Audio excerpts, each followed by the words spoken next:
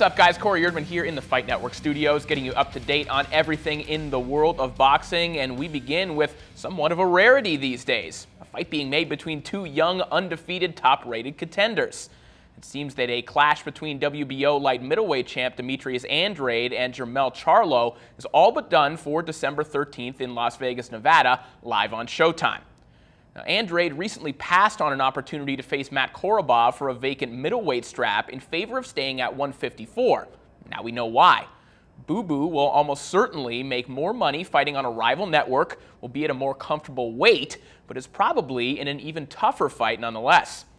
Charlo has looked very impressive in his last two outings against Charlie Oda and Gabe Rosado, and although he hasn't turned in a scintillating knockout performance to speak of, he has the looks of an adaptable boxer who could give fits to anyone in the division for a very long time. What's giving boxing fans fits about this, however, is the fact that it's scheduled on the same night in the same city at a venue a mile down the street from Timothy Bradley and Diego Chavez's welterweight fight on HBO. With the glaring exception of the 2012 night in which Julio Cesar Chavez Jr., Sergio Martinez, and Canelo Alvarez, Josecito Lopez were put in the very same predicament, head-to-head shows have obviously had detrimental effects on ratings and on attendance. Now, these two fights won't be able to overcome that because none of the four headliners are major ticket sellers, and none other than Bradley have ever had any effect on the needle moving whatsoever. So why in the world would they schedule these fights like this? Oh wait, the WBC convention starts the next day in Las Vegas. It's the boxing industry's holiday party. Merry Christmas, boxing fans. Well, you might have seen that Mikey Garcia and his promoter Top Rank aren't exactly getting along of late. Garcia has stated that he's under the impression that his contract with Bob Arum is done and that he should be able to sign wherever he wants. Now, according to Garcia, Top Rank has told him that he owes them one more fight, and that they offered him an extension, the length of which he just wasn't happy with. Top Rank has yet to comment publicly on the matter, but I can't imagine they're too happy with what happened yesterday. Garcia told the WBO that he is leaving the super featherweight division, therefore relinquishing his title with the sanctioning body.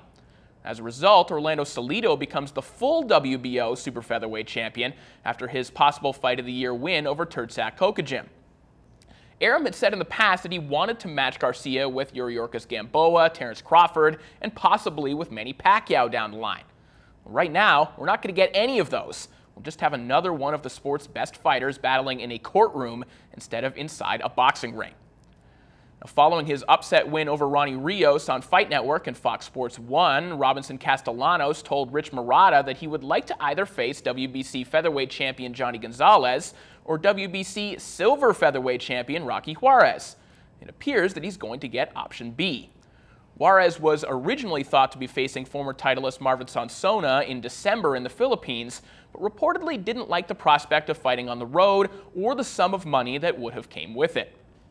So Sansona will now face someone else in a final eliminator to face Johnny Gonzalez, and Castellanos and Juarez will face off for a title that also supposedly awards them a crack at Johnny Gonzalez.